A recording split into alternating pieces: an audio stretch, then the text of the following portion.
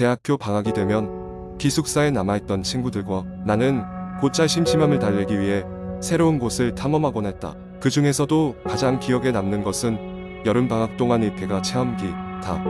무더운 어느 여름날 우리는 뭔가 스릴 넘치는 것을 해보고 싶다는 생각에 인근 도시에 오래된 폐가가 있다는 이야기를 듣게 되었다.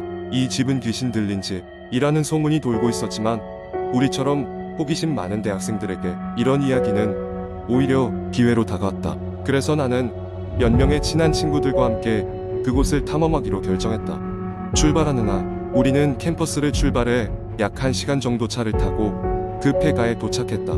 폐가는 밀림처럼 자란 덤불 속에 숨겨져 있어 분위기조차 으스스했다. 온전히 남아있는 것은 바람에 삐걱대는 나무 판자와 성글게 박힌 못들이 전부인 듯했다. 내가 발을 디딜 때마다 먼지가 부서져 나가는 소리가 들렸다. 한 걸음 한 걸음 폐가로 다가갈수록 기묘한 기운이 감돌았다.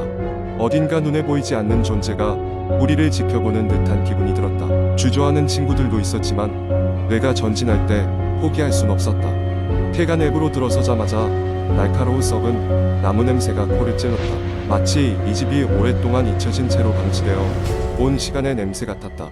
첫 번째 방에는 낡은 가구와 책들이 아무렇게나 널려 있었다. 조심스럽게 책장을 넘기던 중 나는 낡은 일기장 하나를 발견했다. 호기심에 우리는 그 자리에서 일기를 읽어보기로 했다. 일기장에는 이 집에서 살았던 사람의 일상이 담겨 있었다. 처음에는 가족과의 평범한 나날들을 기록하고 있었지만 마지막 장에는 이상한 글자들이 흐트러진 필체로 적혀 있었다. 침입자들에게 이곳에 머물러선 안 된다. 벗어날 수도 없으리라. 우리는 이 문구가 장난이라고 생각했지만 어딘가 모르게 그 글자들에는 음침한 기운이 느껴졌다. 그 순간 갑작스럽게 문이 쾅 닫히는 소리가 들렸다. 우리는 모두 놀라 뒤돌아보았지만 문 주변엔 아무것도 보이지 않았다.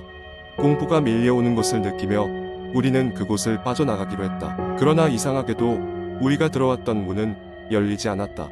옆방으로 달려가니 그곳 역시 잠겨 있었다. 점차 우리는 이 집이 살아있는 것처럼 느껴지기 시작했다.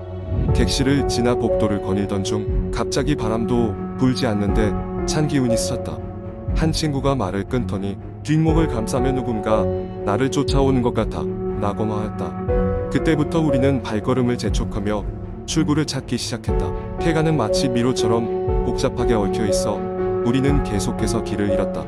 점점 시간이 흐르면서 어둠이 짙어졌고 우리는 지쳐갔다. 오랜 시간 헤매던 끝에 드디어 현관문을 발견했을 때 우리는 안도감에 몸을 내던졌다. 다행히 밖은 여전히 우리가 처음 왔던 모습 그대로였다. 그날 이후로 우리는 그 폐가에 대해 다시는 이야기하지 않았다. 그러나 여전히 가끔씩 그날 있었던 일들이 떠오르곤 한다. 폐가를 떠날 때 누군가 우리를 지켜보던 그 시선, 그리고 귀에 속삭이던 한마디, 다시 올 것이다. 우리는 두 번 다시 그 집에 발을 들이지 않겠다고 맹세했다. 그 경험은 우리에게 그냥 단순한 모험이 아닌 미스터리와 공포가 어떻게 공존할 수 있는지를 깨닫게 해주었다. 그런 의미에서 그 여름은 결코 잊을 수 없는 추억으로 남아있다. 불가사의함이 가득한 그날의 폐가 체험은 아마도 우리가 성장해가는 과정에서 알게 된 작은 교훈이자 무모한 용기에 대한 경고였을 것이다. 두 번째 이야기. 어느 여름밤 나는 친구들과 함께 한국의 한 시골 마을로 여행을 갔다. 그 마을은 자연경관이 아름답기로 유명했지만 동시에 기이한 이야기들로도 소문난 곳이었다. 특히 우리가 묵기로 한 펜션 근처에 있는 오래된 폐가에 대한 이야기는 수없이 많은 전설과 괴담으로 둘러싸여 있었다. 첫날 밤 우리는 펜션에 짐을 푼 뒤 저녁 식사를 마치고 거실에 모였다. 누군가 그 폐가 이야기 들어봤어? 라며 운을 떼자 다들 관심을 가지기 시작했다. 이야기는 20년 전으로 거슬러 올라갔다. 그 집에는 한 가족이 살고 있었는데 어느 날 밤 갑작스러운 화재로 집이 잿더미가 되었고 그 과정에서 가족 전원이 불행히도 목숨을 잃었다. 그 이후로 그 집 근처를 지나가면 밤마다 사람의 울음소리가 들린다는 소문이 끊이지 않았다. 호기심이 많았던 우리는 이 이야기에 깊이 빠져들었고 결국 직접 가보자는 결론이 나왔다. 늦은 밤 우리는 손전등을 챙겨 폐가로 향했다. 길은 어두웠고 주변은 기묘한 정적에 휩싸여 있었다. 도착했을 때 폐가는 폭삭 묻어 있었고 그곳에서 풍기는 기묘한 분위기에 나도 모르게 소름이 돋았다. 우리는 집 안으로 들어가기로 했다. 집 내부는 더욱 으스스했다. 천장이 내려앉아 있었고 벽은 그 흐름 자루고로 뒤덮여 있었다. 그때 갑자기 어디선가 고슬픈 울음소리가 들렸고 우리는 모두 멈춰 섰다. 심장이 빠르게 뛰기 시작했고 서로의 얼굴을 살피며 우리는 다시 그 소리를 확인하려고 귀를 기울였다. 잘못 들은 거겠지 라며 안심하려던 순간 이번에는 분명히 들렸다. 흐느끼는 소리가 점점 가까워지고 있었다. 겁에 질린 우리는 바로 밖으로 뛰어나왔다. 폐가를 나와 펜션으로 돌아오는 내내 그 울음소리가 뇌리에 박혀 지워지지 않았다. 다음날 아침 우리는 마을 주민에게 이 얘기를 전했다. 놀랍게도 주민은 차분한 목소리로 그럴 줄 알았다. 너 그 소리에 대한 설명을 해주었다. 그 소리는 그 집의 터에서 산다는 전설의 주인공, 저주받은 가족의 영혼이 만들어내는 것이라고 했다. 그들은 아직도 그곳에 머물며 불타던 그날의 고통을 견디고 있다고 했다.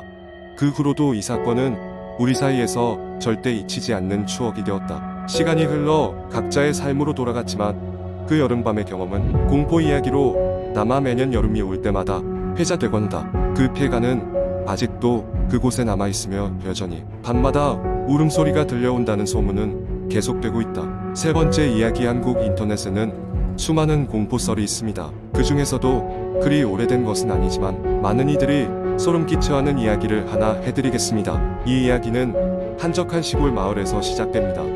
여느 때처럼 평화로운 마을이었지만 그날 이후로 마을 사람들은 밤길을 조심하게 되었다고 합니다. 이 마을에는 오래된 저택이 하나 있었는데 사람들은 그곳을 잊힌 집이라고 불렀습니다. 집은 수십 년간 방치되어 있었고 마을 사람들조차 왜 집이 버려졌는지 알 수 없었습니다.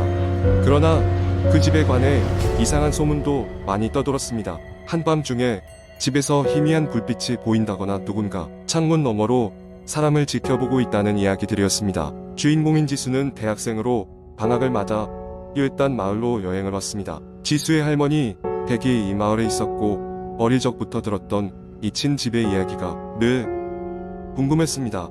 호기심 많은 지수는 할머니 집에 머무는 동안 그곳을 한번 탐험해보기로 결심했습니다. 어느 날 밤 지수는 손전등과 카메라를 준비한 후 집을 향해 걸어갔습니다. 달빛이 무섭게 비추는 그날 밤 지수는 집 앞에 도착했습니다.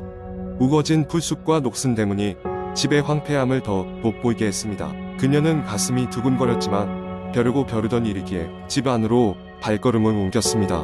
문은 생각보다 쉽게 열렸고 삐걱이면서 그녀를 맞이했습니다. 집 안은 먼지와 거미 줄투성이었고 곳곳에 오래된 가구들이 방치되어 있었습니다. 지수는 천천히 1층을 둘러보면서 불길한 기운을 느끼기 시작했습니다.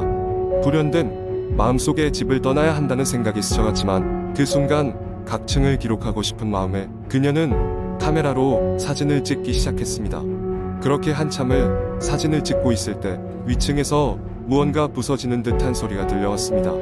지수는 소스라치게 놀라 손전등을 비추며 2층으로 향했습니다. 그녀는 크게 심호흡을 하고 조심스럽게 계단을 올라갔습니다. 2층 복도에는 여러 개의 방들이 나란히 줄지어 있었고 문은 대부분 닫혀 있었습니다. 지수는 가장 가까운 문을 조심스럽게 열어보았습니다. 그 방은 누군가의 방이었던 듯 침대와 책상이 놓여 있었습니다. 침대 위에는 낡은 인형이 하나 놓여 있었고 그녀는 뭔가에 이끌리듯 인형을 집어들었습니다. 인형은 눈이 감겨 있었고 얼굴에는 오래된 얼룩이 남아 있었습니다. 그런데 갑자기 인형의 눈이 스르륵 열리며 지수를 쳐다보았습니다. 놀란 지수는 인형을 놓치고 뒤로 물러났습니다. 그녀의 심장은 미친 듯이 뛰었고 빨리 이 집을 나가야겠다는 생각이 들었습니다. 하지만 이때 복도 저편에서 도와줘 라는 희미한 목소리가 들려왔습니다. 놀랍게도 그 소리는 분명히 사람의 목소리였습니다. 지수는 소리가 난 쪽으로 걸음을 옮겼습니다. 다른 방문을 한참 지나 마지막 방 앞에 도착했을 때 문이 서서히 열리며 안쪽의 공간을 드러냈습니다. 방 안에는 한 생명의 기운이 느껴졌습니다. 그녀는 손전등을 들어 방 안을 비춰보았습니다. 그런데 방 한가운데에 어린 소녀가 앉아 있었습니다. 소녀는 머리를 길게 늘어뜨리고 있었고 무릎을 끌어안고 웅크리고 있었습니다. 그녀는 지수를 향해 고개를 들었고 눈을 마주쳤습니다. 소녀의 눈은 절박함과 무언가 설명할 수 없는 슬픔이 담겨 있었습니다. 소녀가 입을 열기 시작했습니다. 여기서 나갈 수 없어요. 도와주세요. 지수는 두려움에 질리면서도 소녀를 도와줘야 한다는 생각에 다가가기 시작했습니다. 그 순간 뒤에서 누군가가 그녀를 푹 찌르는 것을 느꼈고 그녀는 정신없이 뒤돌아봤습니다. 아무도 없었습니다. 그리고 다시 앞을 봤을 때 소녀는 사라져 있었고 방은 텅 비어 있었습니다. 마치 처음부터 아무도 없었던 것처럼 지수는 더 이상 참을 수 없었습니다. 그녀는 급히 집을 빠져나와 할머니 댁으로 달려갔습니다. 다음 날 아침 지수는 할머니께 어젯밤 있었던 일을 말씀드렸습니다. 할머니는 놀란 표정으로 그 집에 관한 오래된 이야기를 해주셨습니다. 옛날 그 집에는 한 가족이 살았다고 합니다. 그런데 어느 날 그 집에 큰 불이 나면서 어린 딸을 포함해 가족 모두가 사망했다고 합니다. 그리고 그 후로 그 집에서는 종종 불길한 일들이 일어난다는 소문이 돌았습니다. 특히 어린 딸이 구조를 요청하며 나타난다는 이야기도 있었다는 것이었습니다. 지수는 그 이야기를 듣고 다시는 그 집에 가지 않기로 마음먹었습니다. 그리고 그날 밤 문득 그녀의 카메라를 확인하게 되었습니다.